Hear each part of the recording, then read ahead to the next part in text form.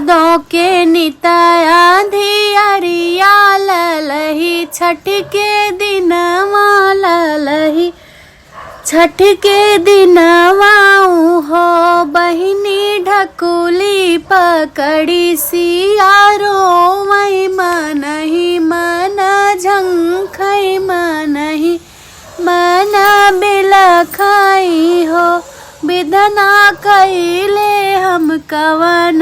कसूर लो कुछ जंगल में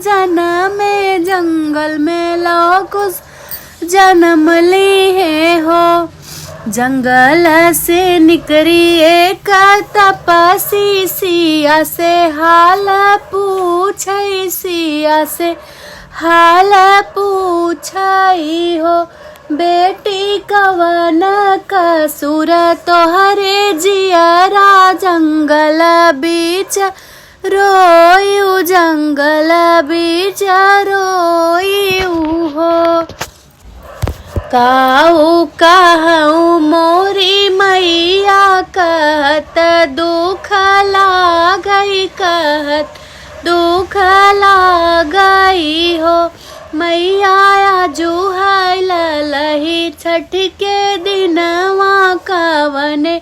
विधि पूजऊ कैसे व्रत रहे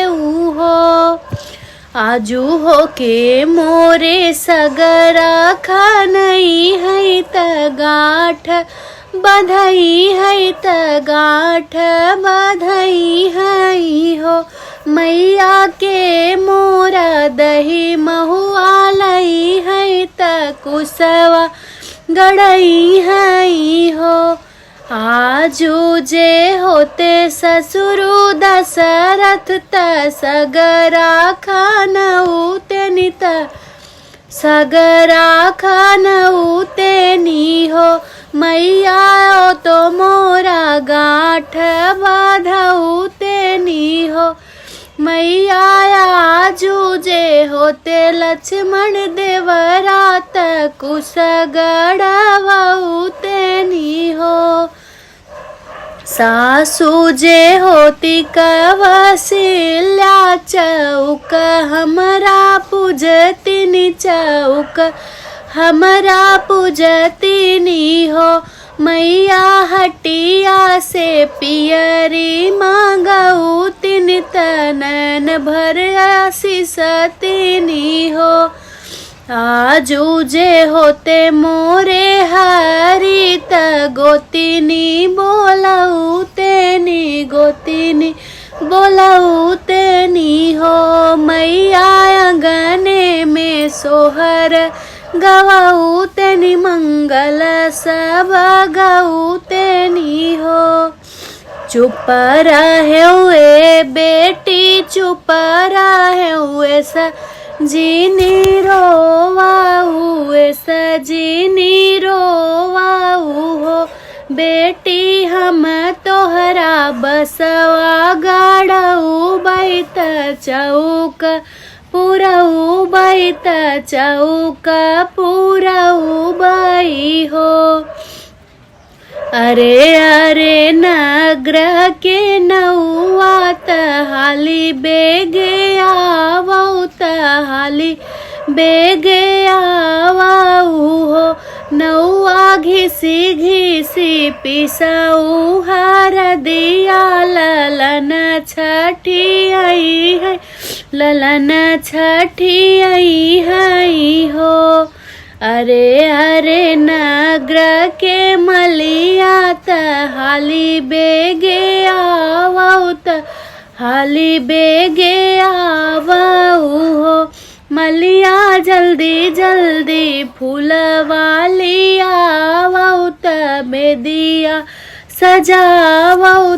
बेदिया सजावऊ हो अरे अरे नग्र के कहरात हाली बेगे आवऊ हाली बेगे आवऊ हो कहरा हाली बेगे पनिया लिया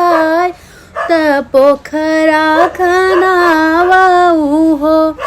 अरे अरे नग्र के बज जात हाली बेगे आवत हाली बेगे आवऊ हो बज जा पियरी चुनरिया रंगावऊ ललन छठी आई हई हो पूजवा के थलिया सजाई के अंगने बेदी बैठाई अंगने बेदी बैठाई हो बहनी गोदिया में ली दोनों लाल नयन आंसू बहाई नयन आंसू बहाई हो घुमरी घुमरी सीता पूजैत पियरी चढ़ावाई हो सीता निहुरी निहुरी गांठ डालैत मैया के मनावई मैया के मनावई हो